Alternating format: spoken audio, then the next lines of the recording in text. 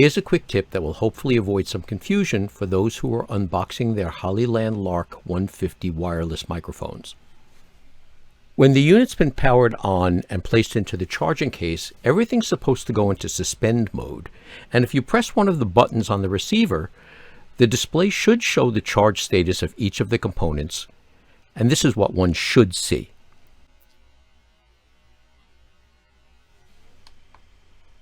However, when I did this, the pieces all stayed in transmit mode and did not charge as shown here.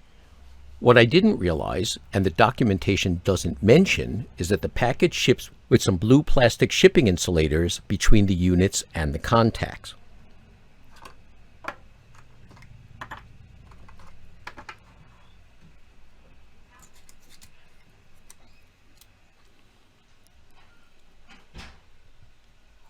So just remove these 3 strips and you'll get the expected behavior.